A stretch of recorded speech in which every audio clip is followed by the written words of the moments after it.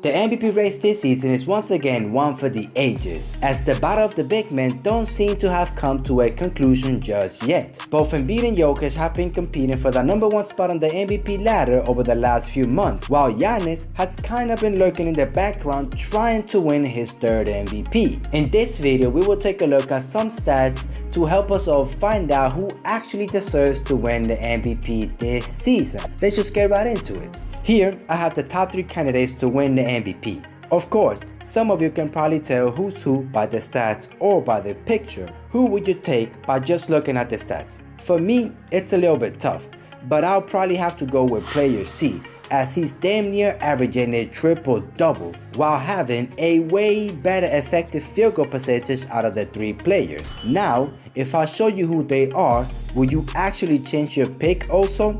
Cause I would, and I will take Giannis all day every day. Keep in mind, these are just offensive stats. Later on in the video, we will also take a look at some defensive stats. Now, the next thing I want to take a look at is at the total production for each player for every month since the beginning of the season. And we can tell right away that the red and blue kind of started the season slow compared to the green one, of course. But don't get me wrong, a total production of above 40 is insane.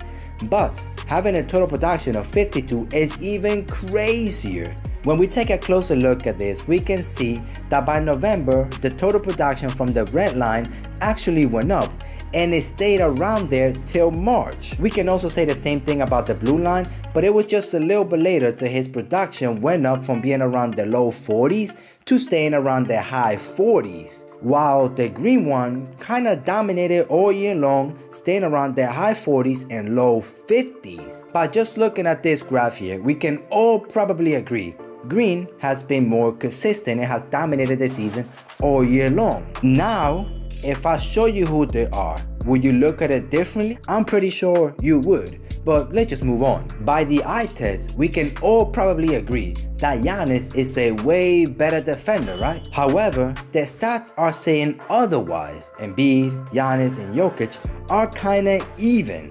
I do want to point out that this year, Giannis hasn't been at his best defensively, and Jokic, bro, is a very, very underrated defender, and Embiid has surprised me this season with his impact defensively. So maybe if we look at it like this, they are kinda even defensively. I came across this stat that NBA on TNT showed just recently, and it's crazy seeing that Jokic has 29 triple doubles, while Giannis has 4 and Embiid has only 1. It's also crazy seeing that Embiid has 43 30+ points games this season. However, don't sleep on Giannis. Dude has 37 of those games, while Jokic has 21 of those, which is still impressive, don't get me wrong. He is the biggest difference for a lot of people. Both Giannis and Embiid will probably play a max of 67 games this season if they play the rest of the season, while Jokic will be a little bit over 70 games, which it's not a big difference to me, but a lot of people tend to overreact to this number. Fun fact, there's only been one MVP in the whole NBA history to win the MVP award and play less than 68 games in a whole season. Who was it? Bill Walton back in 1978. We're talking about 45 years ago, which is crazy. Team record is also very important when it comes to the MVP, right?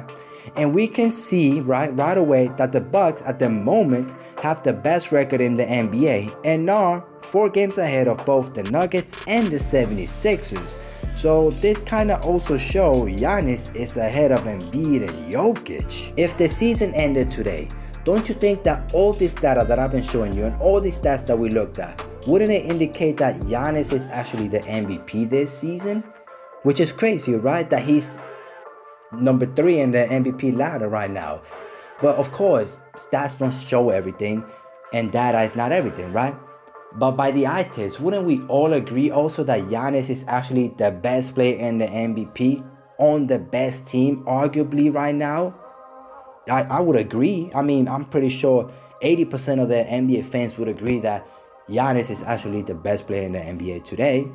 Of course, when you want to nitpick certain things, Giannis is not the best at. Natural scorer, Embiid is better than Jokic and Giannis. When you want to talk about playmaking, Jokic is better. But defensively, Giannis is a way better defensive player. And I would say overall, Giannis is a better player, a better basketball player than Jokic and Embiid. You know what I mean? But don't think this means Giannis should win the MVP, because a lot more things go into this. I just wanted to have some fun, look at some stats, show you guys the stats that I made the research and find out about. And I found it kind of interesting because throughout the whole year we've been saying it's either Embiid or Jokic that should win the MVP, but Giannis is actually really close. Like, it's really close. If Giannis has some big crazy games over the last 5 games of the season, I think we only have 5 more games, don't you think that he would actually win the MVP, bro? It will be crazy. But let me know your thoughts about this whole video, about who you think should actually win the MVP, of course. Like the video if you enjoyed this video, and hopefully we'll see each other in the next one.